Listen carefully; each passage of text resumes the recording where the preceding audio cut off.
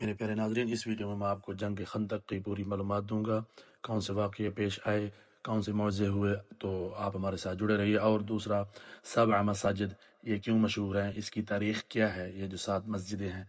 تو ویڈیو کو زیادہ سے زیادہ شیئر کریں تاکہ اور مسلمان بھی اس جگہ کی زیارت کریں اور اسلامی جنگ کی معلومات حاصل کریں۔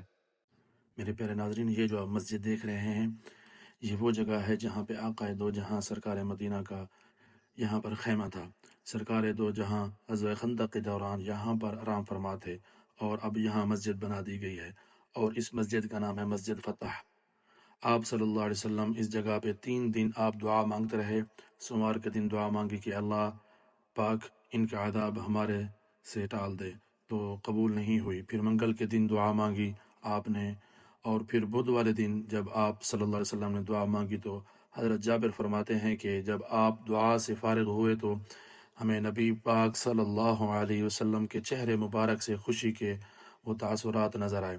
تو اس کے بعد حضرت جابر رضی اللہ تعالیٰ عنہ فرماتے ہیں کہ جب بھی میرے اوپر کوئی بھی مشکل آتی تو میں اس گھڑی میں جو بدھ کے دن مطلب ظہر اور عصر کے درمیان جو گھڑی آتی ہے، اس میں دعا مانگتا تھا، وہ میری دعا قبول ہوتی تھی۔ 5 ہجری میں غزوہ خندق ہوئی ہے۔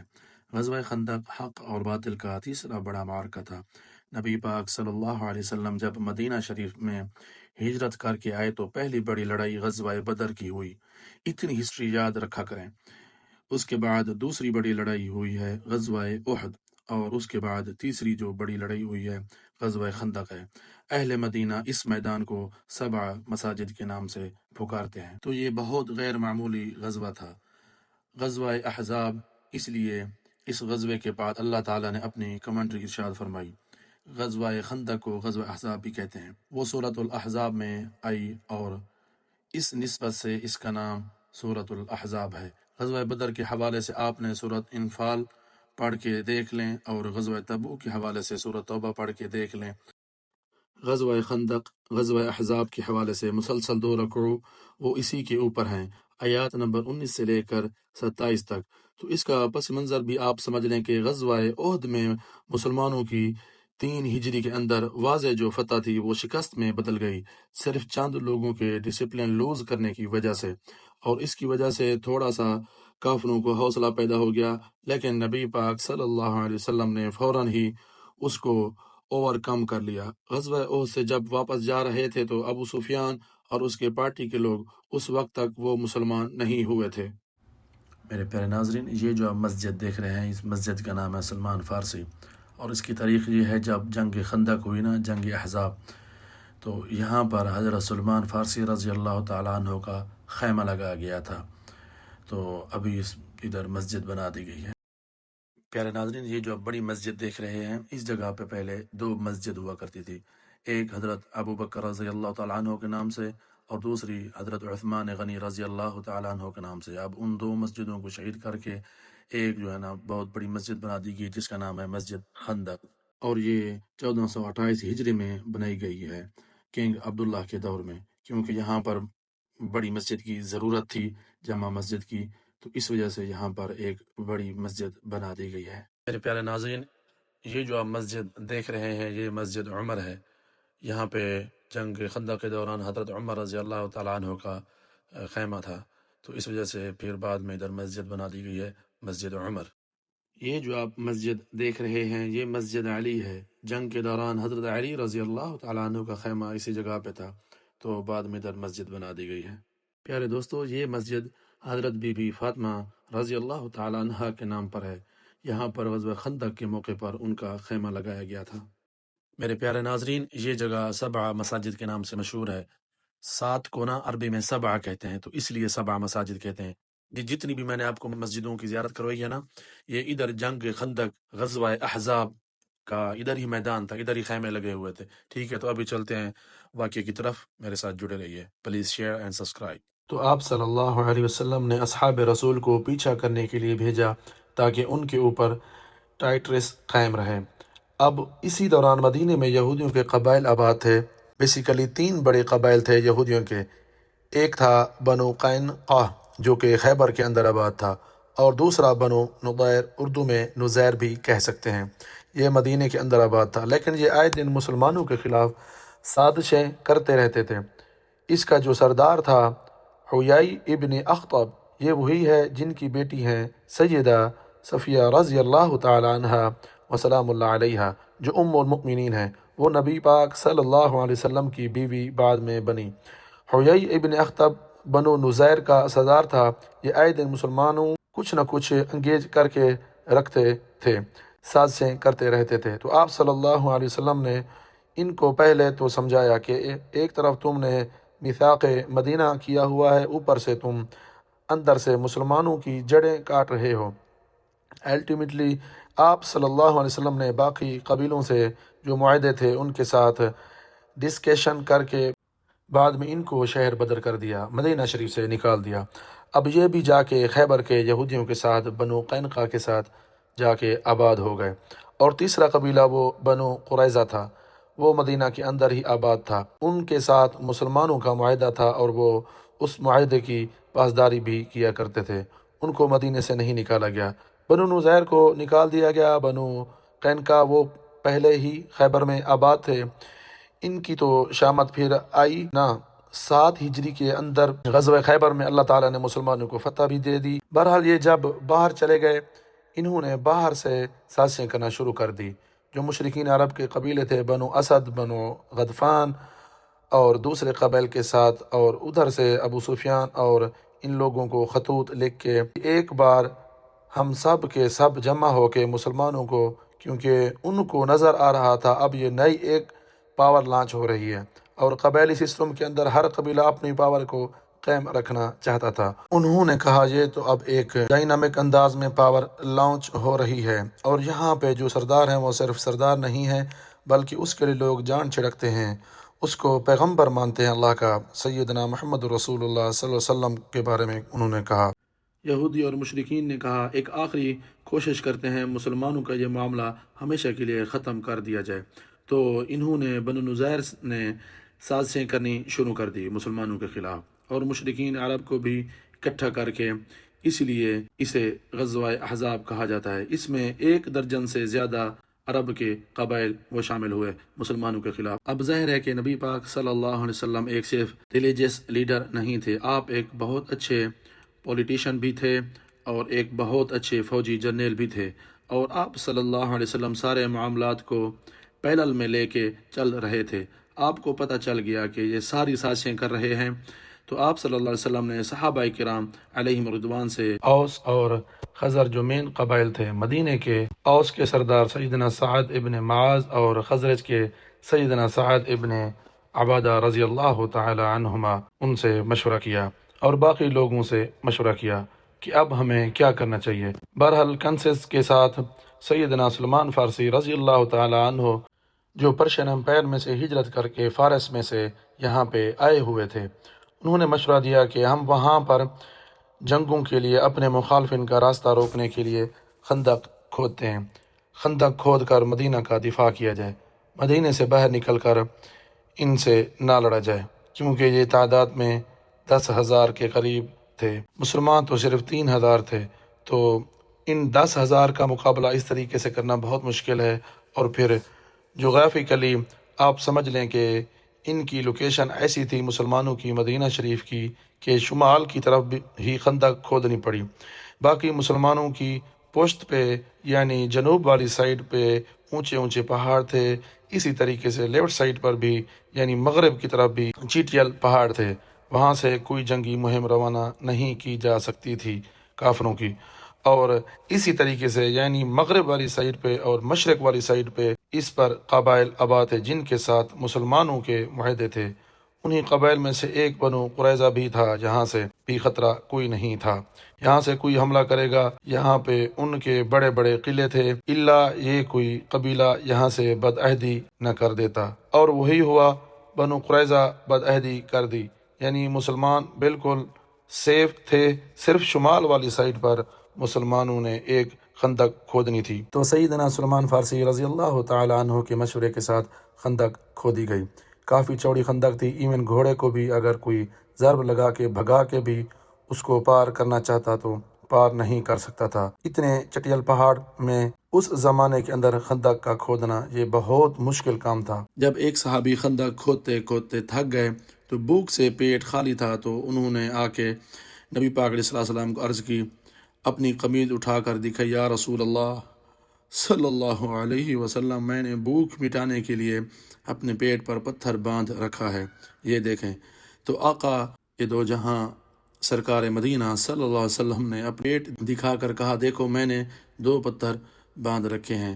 کسی صوفی نے یہ بھی کہا تھا کہ وہ 2 پتھر خندق کے موقع پر نظر آئے پہلی بار، اور شاید آخری بار ہو سکتا ہے۔ آقا نے ساری زندگی پیٹ پر پتھر باندھے ہوں، وہ میرے آقا کریم جو رحمت للعالمین ہیں۔ پیارے ناظرین، میں آپ کو ایک اور واقعہ بھی ساتھ ساتھ بتاتا چلوں جو معجزہ ہوا تھا۔ حضرت جابر رضی اللہ تعالیٰ عنہ نے دیکھا کہ نبی پاک صلی اللہ علیہ وسلم نے اپنے پیٹ مبارک پر 2 پتھر باندھے ہوئے ہیں بھوک کی وجہ سے۔ اب یہ میں نے دیکھا تو مجھ سے برداشت نہیں ہوا، پھر میں نے نبی کریم علیہ السلام کو عرض کی، یا رسول اللہ صلی اللہ علیہ وسلم، مجھے اجازت دیں، مجھے گھر جانا ہے کسی کام کی وجہ سے۔ تو فرماتے ہیں کہ میں نے دوڑ لگ گئی، اور جب میں گھر میں پہنچا اور میں نے اپنی بیوی سے پوچھا کہ ہمارے پاس گھر میں کیا بچا ہے کھانے کے لیے، تو میری بیوی کہتی ہے کہ تھوڑا سا آٹا ہے اور یہ بکری کا بچہ کھڑا ہے، اس کے علاوہ گھر میں کچھ نہیں ہے کھانے کے لیے۔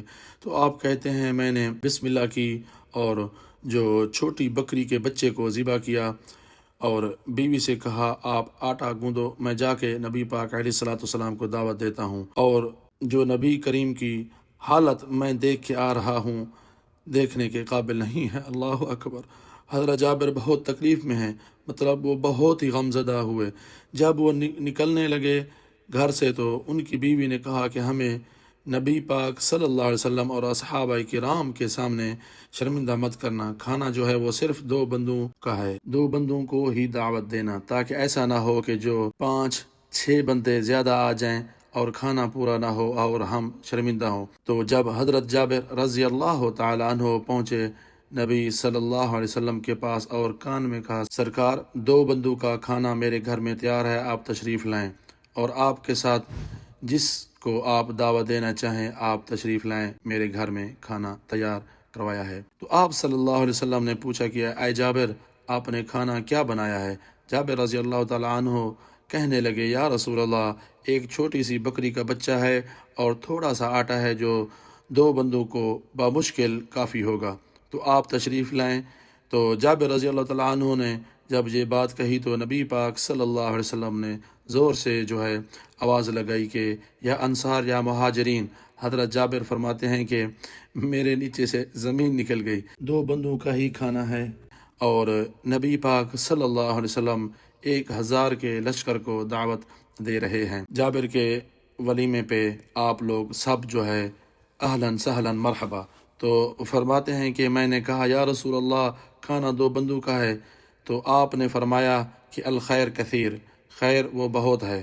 پھر نبی کریم نے فرمایا، اے جابر، اپنے گھر جاؤ اور اپنی بیوی سے کہو کہ جو آٹا ہے اس کو تندور میں مت لگائے اور جو سالن ہے اس کو آگ سے مت اتارے۔ تو جابر رضی اللہ تعالیٰ عنہ پھر دوڑ لگئی نبی پاک صلی اللہ علیہ وسلم کے حکم کی تعمیل کی اوپر، اور اپنے گھر پہنچے اور اپنی بیوی سے کہا کہ نبی پاک صلی اللہ علیہ وسلم نے پورے لشکر کو دعوت دے دی ہے۔ تو حضرت جابر کی بیوی کہنے لگی، میں نے آپ کو کہا بھی تھا کہ کھانا صرف 2 بندوں کا ہے اور وہ بھی بمشکل کافی ہوگا۔ اور آگے کہنے لگی، کیا رسول اللہ صلی اللہ علیہ وسلم نے پوچھا تھا آپ سے کہ کیا کھانا بنا ہے؟ تو فرماتے ہیں، جی ہاں بالکل پوچھا ہے، اور میں نے بتایا بھی ہے۔ حضرت جابر رضی اللہ تعالیٰ عنہ کی بیوی کہتی ہے کہ اللہ کے نبی بہتر جانتے ہیں، اللہ کے نبی کو آنے دو، انشاءاللہ خیر ہوگی۔ سبحان اللہ۔ تو جب نبی پاک صلی اللہ علیہ وسلم یہاں پر پہنچے، اس کے بعد جب حضرت جابر رضی اللہ تعالیٰ عنہ فرماتے ہیں کہ نبی پاک صلی اللہ علیہ وسلم یہاں پہ پہنچے اور اجازت مانگی گھر کے اندر داخل ہونے کے لیے، تو آپ صلی اللہ علیہ وسلم نے حضرت جابر کی بیوی سے کہا کہ اپنے ساتھ ایک اور عورت کو بلا لو روٹیاں پکانے کے لیے۔ تو انہوں نے ایک عورت کو بلا لیا روٹیاں پکانے کے لیے۔ جب 2 عورتیں ہو گئی روٹیاں پکانے کے لیے، تو آپ صلی اللہ علیہ وسلم نے آٹے کے اوپر پھونک ماری، تو آپ نے فرمایا آپ پکاتے جائیں، انشاءاللہ برکت ہوگی۔ پھر آپ نے سالن کے اوپر بھی پھونک ماری اور کہا، اے جابر، آپ سالن ڈالتے جائیں، انشاءاللہ برکت ہوگی۔ پھر آقا دو جہاں نے حکم دیا 10 بندے گھر میں تشریف لائیں اور کھانا کھائیں۔ اسی طرح سب صحابہ کرام نے پیٹ بھر کے کھانا کھایا، 3 دن سے بھوکے تھے۔ اللہ اکبر! اسلام ہمیں ایسے پلیٹ میں نہیں ملا ہے۔ اور اس کے بعد جب سب صحابہ کرام نے کھانا کھا لیا تو نبی پاک صلی اللہ علیہ وسلم نے کہا، اے جابر، آپ اپنے جو پڑوسی ہیں ان کو اور حضرت جابر کی بیوی کو کہا کہ آپ اپنی سہیلیوں کو اس کھانے میں سے دیں، یہ برکت والا کھانا ہے۔ سبحان اللہ! یہ بھی ایک بہت بڑا معجزہ تھا۔ بہرحال مسلمانوں نے الحمدللہ وہ تقریباً 12 سے 15 دن لگا کے یہ خندق کھود لی اور یہ سائٹ بھی سیو ہو گئی، اور عرب کے لوگوں کو پتہ ہی نہیں تھا کہ مسلمانوں نے مدینہ شریف کا دفاع کس طریقے سے کیا۔ ان کے تو ذہن میں نہ گمان میں بھی یہ طریقہ موجود نہیں تھا۔ تو ایک دم وہ جب آئے ششدر رہ گئے کہ اب مسلمانوں کے ساتھ کیا کریں، اور ان کو مجبوراً بہر ہی پڑاؤ ڈالنا پڑا۔ اور اب ظاہر ہے کہ اس طرف تو آ نہیں سکتے تھے، اتنی بڑی خندق کو پھلانگا ہی نہیں جا سکتا تھا، خندق کے اندر ہی گریں گے۔ اگر اندر گر گئے تو اوپر سے ان کو تو صرف پتھر مار کے مارا جا سکتا تھا۔ تو تقریباً 25 دن تک انہوں نے پڑاؤ کیا، اور سخت سردیاں تھیں، اور پھر آپ کو پتہ ہے سردیاں ہوں ریگستانی علاقے کی تو رات کے وقت تو لگ پتہ جاتا ہے۔ میرے پیارے ناظرین، میں آپ کو یہ بھی بتاتا چلوں، جب صحابہ کرام خندق کھود رہے تھے اس کی لمبائی جو ہے نا 1200 بازو جتنی تھی، اور اس کی چوڑائی جو ہے نا وہ 9 بازو جتنی تھی۔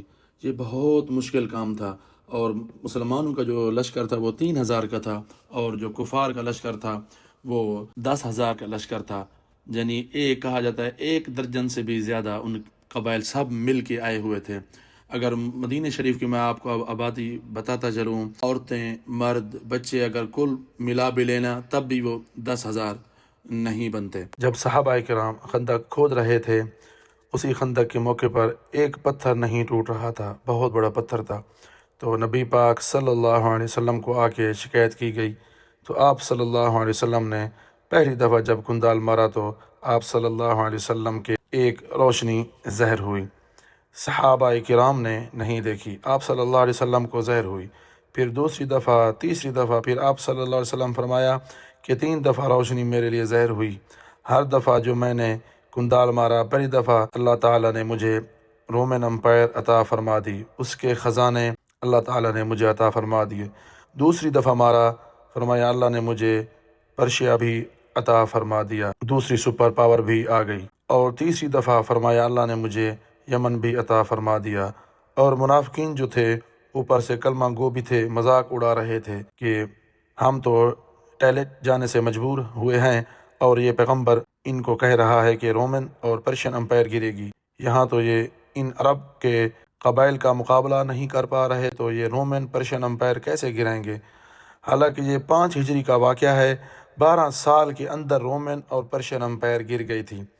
اللہ تعالیٰ کی ایک غیر معمولی مدد تھی نبی کریم علیہ الصلاۃ والسلام اور آپ کے جانثار صحابہ کرام کے ساتھ۔ تو بہرحال اس خندق کو کوئی کراس نہیں کر سکتا تھا۔ ایک شخص تھا، عمر ابن عبد وط، عرب کا ایک مشہور جنگجو تھا۔ اس کے بارے میں مشہور تھا کہ یہ 100 آدمیوں سے اکیلا لڑ سکتا ہے، اتنی تیز تلوار چلاتا تھا، اور یہ کسی میدان جنگ میں کبھی اس کو مات نہیں ہوئی تھی۔ جب بھی اس نے کسی کے ساتھ لڑائی کی اور اس کو قتل کر دیتا تھا، اتنا بڑا جنگجو تھا۔ 90 سال اس وقت اس کی عمر ہو چکی تھی۔ یہ بھی مشرکین عرب کی طرف سے مسلمانوں کے خلاف لڑنے کے لیے آیا۔ اس نے اپنے گھوڑے کو ایڑی لگائی اور خندق پھلانگ کے دوسری طرف آ گیا۔ اب آ کے وہ للکار رہا ہے، کوئی ہے آ کے میرا مقابلہ کر سکے؟ کسی کی ضرورت نہیں ہوئی کوئی آ کے اس کا سامنا کرے، کیونکہ اس شخص کے سامنے آنے کا مطلب موت تھا۔ 3 دفعہ اس نے للکارا۔ نبی پاک صلی اللہ علیہ وسلم کے صحابہ میں سے صرف سیدنا علی تھے جنہوں نے 3 دفعہ اٹھ کے اس کا مقابلہ کرنے کے لیے چیلنج کو قبول کیا، لیکن 3 دفعہ نبی پاک صلی اللہ علیہ وسلم نے ان کو ہاتھ سے پکڑ کے بیٹھا دیا کہ تم نے نہیں اٹھنا۔ ظاہر ہے سیدنا علی کی ایک فضیلت باقی لوگوں کے اوپر ظاہر کرنی تھی کہ یہ اتنی دلیری دکھا رہا ہے، اور کوئی شخص نہیں اٹھا۔ اب سیدنا علی کوئی اپنی بہادری کی وجہ سے نہیں اٹھ رہے تھے، ان کی جو اندر ایک پیشن اور ایمان کا لیول تھا نا، وہ تقاضا کرتا تھا۔ تو بہرحال تیسری دفعہ بھی جب اس نے کہا تو نبی پاک صلی اللہ علیہ وسلم نے سیدنا علی کو روانہ کیا، اور سیدنا علی کی اس وقت تقریباً 27-28 سال عمر تھی۔ یہ اس وقت کا واقعہ ہے۔ تو جب سامنے آیا تو سیدنا علی کے جو والد تھے ابو طالب، ان کے ساتھ اس کی دوستی تھی عمر ابن عبد ودھ کی۔ اس نے کہا تم میرے ہاتھوں کیوں مرنا چاہتے ہو؟ تم کسی اور کو بھیجو، میں تمہارے ساتھ نہیں لڑوں گا۔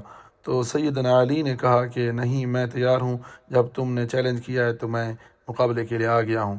اس نے کہا کہ میں ہر شخص کو مہلت دیتا ہوں موت سے پہلے اپنی 3 خواہشات کا اظہار کر دے۔ اس کو اپنے آپ پر اتنا یقین ہوتا تھا، اس وجہ سے وہ کہتا تھا میں اس کی 3 خواہشات پوری کر دوں گا۔ سیدنا علی نے کہا میری پہلی خواہش یہ ہے کہ تم کلمہ پڑھ لو، مسلمان ہو جاؤ۔ سبحان اللہ، دیکھیں نا تربیت کیا ہوئی ہے۔ غزوہ خیبر کے موقع پر بھی جب سیدنا علی کو نبی کریم صلی اللہ علیہ وسلم نے بھیجا تو بخاری مسلم میں آتا ہے کہ نبی کریم نے فرمایا علی پہلے ان کو اسلام کی دعوت دینا، اگر تیری وجہ سے ایک شخص کو بھی ہدایت مل گئی تو تیرے لیے سرخ اونٹوں سے بہتر ہے۔ تو عمر ابن عبد ودھ نے کہا کہ میں تو ایمان قبول نہیں کروں گا۔ سیدنا علی نے کہا کہ دوسری میری خواہش یہ ہے کہ تم لوگ واپس چلے جاؤ، کیوں لڑائی کے اوپر آمادہ ہوتے ہو اور اپنے آپ کو بھی مشکل میں ڈالا ہوا ہے، ہمیں بھی مشکل میں ڈالا ہے، واپس چلے جاؤ۔ اس نے کہا ہم تو لڑنے کے لیے آئے ہیں، واپس کیوں جائیں؟ اور تیسری خواہش سیدنا علی نے کہا میرے ساتھ لڑائی کرنے کے لیے تیار ہو جاؤ۔ یہ تیسری خواہش سیدنا علی نے کی۔ بہرحال ایک بار کے اندر ہی اس کا کام تمام کر دیا سیدنا علی رضی اللہ تعالیٰ عنہ نے، اور اس کو جہنم واصل کر دیا عمر ابن عبد ودھ کو۔ یہ بہت بڑا ایک واقعہ تھا اور اس کی اتنی ڈائٹریس پڑی مشرکین عرب کے اوپر کہ ان کے پاؤں پھر لڑکھڑا گئے، پھر کسی نے جرت نہیں کی دوبارہ خندق کو کراس کرنے کی۔ ظاہر ہے جب ان کا سب سے بڑا جرنیل جس کے اوپر ان کو مان تھا وہ ایک 27 سال کے لڑکے کے ہاتھوں مارا جاتا ہے۔ پھر کہانی میں ایک اور ٹویسٹ آیا۔ یہودی اور مشرکین نے مل کر میٹنگ کی کہ خندق کو تو ہم کراس نہیں کر سکتے، ادھر سے گئے تو ہماری سیدھی سیدھی موت ہے، کوئی اور راستہ تلاش کریں۔ پھر انہوں نے سب نے مل کر یہ سوچا کہ کسی طرح بنو قریظہ جو قبیلہ ہے، جو یہودیوں کا قبیلہ تھا، ان کو ہم مطمئن کر لیں، ادھر سے وہ ہمیں انٹر ہونے دیں، اگر وہ مان جاتے ہیں تو پھر ہم مسلمانوں کا کام تمام کر سکتے ہیں۔ اور پھر وہ چلے گئے بنو قریظہ قبیلے کے پاس۔ مشرکین عرب نے اور یہودیوں نے مل کے کہا کہ بھائی ہم نے جنگ تو جیت جانی ہے، تو تم لوگ ہمارا ساتھ دو، نبی کریم کے ساتھ بدعہدی کرو، اس طرف سے ہمیں انٹر ہونے دو تاکہ ہم ان کو ختم کریں، اس کے بعد مدینے کے حاکم تم بن جاؤ گے۔ انہوں نے بدعہدی کر دی مسلمانوں کے ساتھ، اور ظاہر ہے یہ سیدھی سیدھی مسلمانوں کی موت تھی ان کا بدعہدی کرنا، کیونکہ پھر تو وہاں سے کافر جب انٹر ہو جاتے ہیں تو مسلمان اس کے لیے تیار ہی نہیں تھے۔ بنو قریظہ کی بدعہدی کی خبر نبی کریم صلی اللہ علیہ وسلم تک پہنچ گئی کہ یہ تو اندر خانے کچھ کر رہے ہیں۔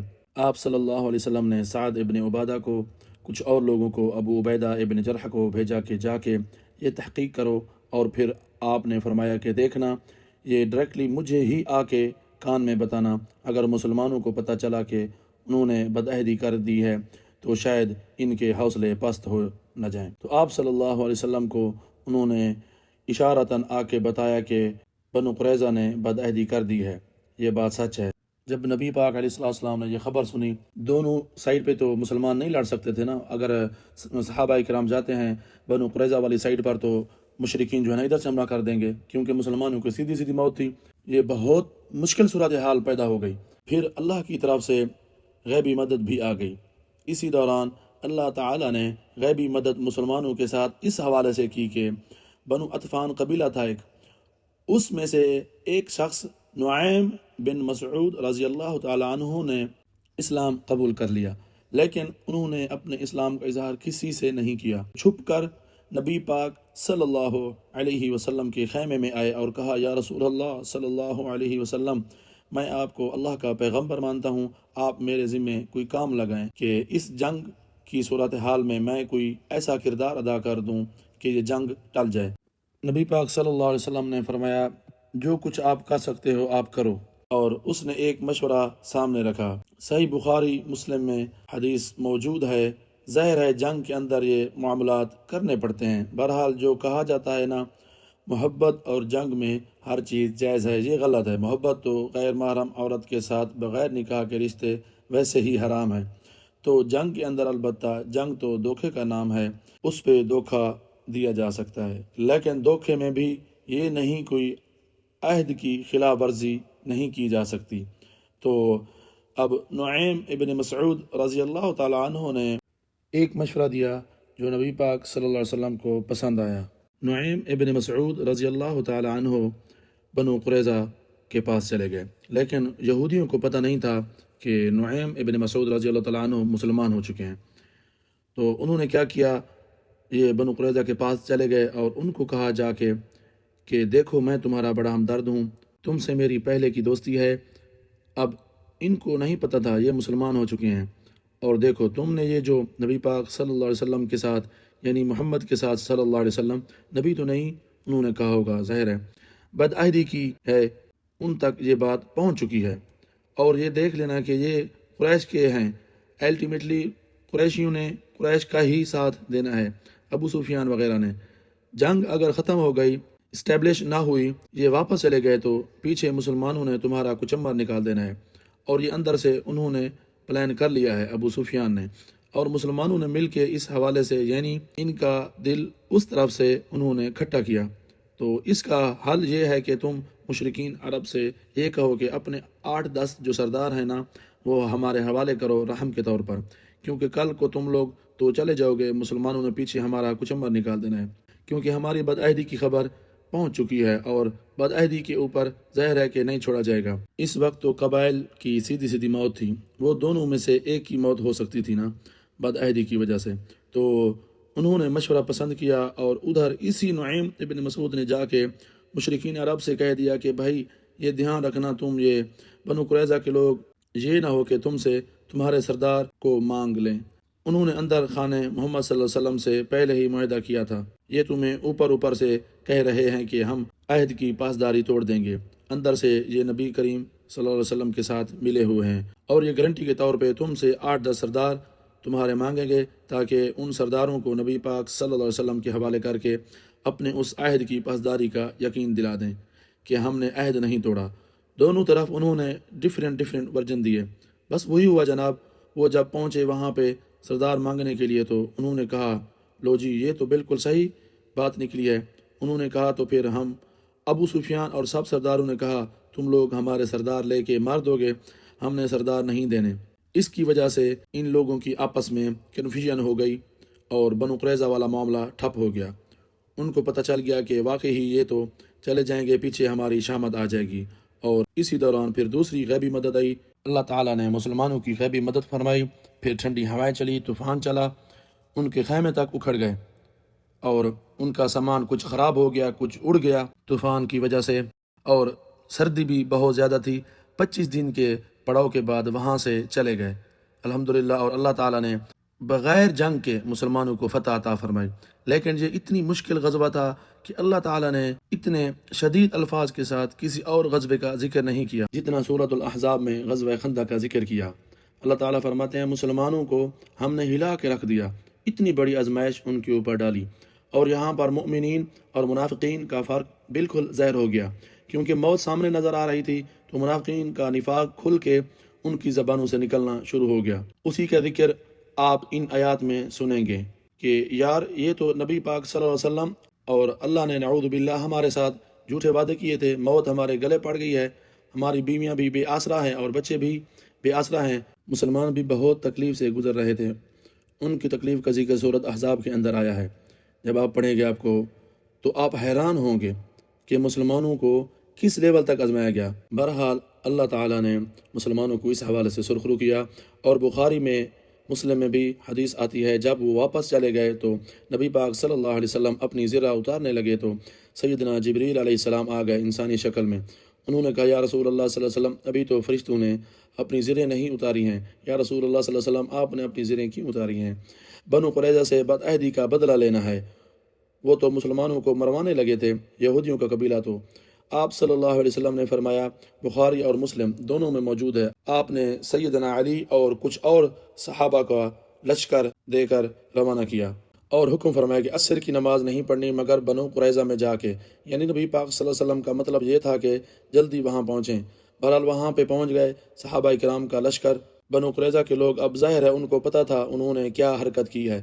انہوں نے کہا کہ ہمیں نبی پاک صلی اللہ علیہ وسلم کا فیصلہ قبول نہیں ہے، معاذ اللہ، ہمارے ساتھ اگر کوئی ثالثی والا کردار ادا کرنا ہے اس حوالے سے تو سعد ابن معاذ جو اوس کے سردار ہیں، چونکہ وہ مدینے کے رہنے والے تھے، ان کے ساتھ ان کی دوستی بھی تھی زمانہ جہلیت کی۔ انہوں نے کہا کہ سعد ابن معاذ ہمارا خیال رکھیں گے، حالانکہ وہ نبی کریم صلی اللہ علیہ وسلم سے فیصلہ کرواتے تو شاید ساروں کو ہی چھوڑ دیا جاتا، زیادہ سے زیادہ شہر بدر کر دیا جاتا، کیونکہ آپ صلی اللہ علیہ وسلم کی طبیعت میں شفقت کا پہلو غالب تھا۔ بہرحال انہوں نے خود اپنی موت کو آواز دی۔ سعد ابن معاذ کو اس دوران گھٹنے میں تیر لگا ہوا تھا۔ بہرحال اسی حالت میں انہوں نے دعا کی تھی کہ اے اللہ، اگر آج کے بعد مشرکین عرب مسلمانوں پر چڑھائی نہیں کریں گے تو اے اللہ اسی زخم کو میرے لیے کھول دے اور شہادت کا باعث بنا دے۔ میں نے نبی کریم صلی اللہ علیہ وسلم کا جتنا دفاع کیا ہے اس حوالے سے مشرکین عرب کے خلاف میں حضور کا ساتھ دیا، اور یہ وہی شخص ہے سعد ابن معاذ جس کی وجہ سے مدینے میں نبی پاک صلی اللہ علیہ وسلم اسٹیبلش ہوئے تھے، اور بعد میں ان کا زخم بھی گھٹنے کا کھل گیا اور وہ شہید ہو گئے۔ اسی گھٹنے کی تکلیف میں ہے سعد ابن معاذ وہاں پر گئے اور انہوں نے پھر کہا کہ تمہیں میرا فیصلہ قبول ہے تو میرا فیصلہ یہ ہے کہ جو تم میں سے جوان لوگ ہیں اور یعنی مرد، ان سب کو قتل کیا جائے گا بدعہدی کی سزا میں، کیونکہ تورات کے اندر بھی بدعہدی کی سزا یہی لکھی ہوئی ہے۔ بدعہدی کا مطلب یہ ہے کہ تب مسلمان قتل ہو جاتے نا اس کے بدلے میں، تو اب ان کو بھی اس مقابلے میں قتل ہونا چاہیے کہ انہوں نے مسلمانوں کے قتل کے فتوے جاری کر دیے، اس حوالے سے کہ بدعہدی کی، اور عورتوں کو اور بچوں کو، اور بچے ایسے کہ یعنی جو چھوٹے بچے ہیں جن کے زیر ناف بال نہیں اگے ہوئے، جو بلوغت کی عمر تک نہیں پہنچے ہوئے، ان بچوں کو مسلمان قیدی بنا لیں گے اور ان کے مال کو بھی۔ اور اس کو پھر قرآن پاک میں اللہ تعالیٰ نے سورۃ احزاب کے اندر انڈورس بھی کر دیا۔ تو بہرحال اس دن جتنے بھی بڑے یہودی تھے سب کو ایک دن کے اندر قتل کیا، ان کو بدعہدی کی سزا ملی۔ اور اس واقعے کو آؤٹ آف کنٹیکسٹ آج کافر مسلمانوں کے خلاف نبی پاک صلی اللہ علیہ وسلم کے کریکٹر کے حوالے سے پیش کرتے ہیں کہ دیکھیے اتنے یہودیوں کو ایک دن میں قتل کیا گیا، لیکن پوری اس کے پیچھے تھیم ہے آج بھی جو غدار ہیں ان کی سزا ساری حکومتوں کے اندر قتل ہی ہوتی ہے، اور انہوں نے تو بڑے لیول کی غداری کی ہے، مطلب مسلمان سارے کے سارے مارے جاتے اگر یہاں سے اللہ تعالیٰ بر وقت اپنے نبی صلی اللہ علیہ وسلم کو غیبی خبر نہ دیتا، وحی کی تائید نہ حاصل ہوتی، تو ظاہر ہے الٹیمیٹلی یہ سزا ہونی تھی۔ ان کی اپنی شریعت کے مطابق سزا دی گئی، تو یہ بدعہدی کی سزا والا جو معاملہ تھا یہ کفار کے ساتھ ہوا تھا، مسلمانوں کے ساتھ نہیں ہوا تھا۔ مسلمانوں کے ساتھ جب اس طرح کے معاملات ہوتے ہیں، نہ ان کی عورتوں کو لونڈیا بنایا جاتا ہے، نہ ان کے مردوں کو غلام بنایا جاتا ہے، اور اس کی واضح مثال وہ جنگ جمل، صفین اور نہروان ہے۔ سیدنا علی رضی اللہ تعالیٰ عنہ نے تینوں جنگوں کے اندر اپنے مخالفین کو شکست فاش دی ہے، لیکن نہ تو کسی بھی عورت کو اپنا غلام بنایا ہے، نہ کسی مرد کو غلام بنایا، نہ اور ایون بعد میں بھی آپ رضی اللہ تعالیٰ عنہ نے ان کے وظیفے بھی اسی طریقے سے جاری رکھے، چاہے جمل کے لوگ ہوں، فین کے ہوں، نہروان کے ہوں۔ اس حوالے سے حضرت علی رضی اللہ تعالیٰ عنہ مسلمانوں کے لیے ایک رول ماڈل ہیں۔ جو مسلمانوں کے ساتھ معاملات ہیں ان کا معاملہ الگ ہے، کفار والا معاملہ الگ ہے۔ اس طرح آؤٹ آف کنٹیکسٹ چیزوں کو پیش کرنے سے بعض اوقات اسلام کے لیے بدنامی کا مسئلہ بن جاتا ہے۔ بنو قریظہ کے حوالے سے یہاں پہ آیات بھی آ جائے گی، پوری کی پوری نیٹ شیل میں نے آپ کو سب کچھ بیان کر دیا۔ پھر میں یہ کہوں گا کہ نعیم ابن مسعود رضی اللہ تعالیٰ عنہ کی جو حکمت سامنے آئی، اسی طریقے سے اللہ تعالیٰ نے غیبی مدد فرمائی، موسم کو تبدیلی کی وجہ سے، پھر خندق والا معاملہ، یہ ساری کی ساری چیزیں اگر آپ نے فزیکلی دیکھنی ہے اور آپ اس زمانے میں پہنچنا چاہتے ہیں تو آپ عمر سیریز ضرور دیکھیں، میں آپ کو یہ ضرور کہوں گا۔ اور یہ جو میں نے پورا واقعہ سنایا ہے، اللہ تعالیٰ کی بارگاہ میں دعا ہے اللہ تعالیٰ یہ میرا واقعہ قبول و منظور فرمائے اور ہمیں اسلام کی مزید معلومات حاصل کرنے کی توفیق عطا فرمائے، اسلام سے ٹچ رہنے کی توفیق عطا فرمائے، اور جانے انجانے میں کوئی مجھ سے تلفظ میں کوئی واقعات میں غلطی ہو گئی ہے تو اپنے پیارے حبیب کے صدقے اللہ پاک مجھے معاف فرمائے۔ امید کرتا ہوں یہ آپ کو ویڈیو پسند آئی ہوگی، پلیز ویڈیو کو زیادہ سے زیادہ شیئر کریں تاکہ مسلمان بھائیوں تک یہ معلومات پہنچے۔ اگر میرے چینل کو سبسکرائب نہیں کیا ہے سبسکرائب کریں، فالو کریں، اور اپنی دعاؤں میں مجھے یاد رکھیں، میرے اس چینل کا بھی خیال رکھیں۔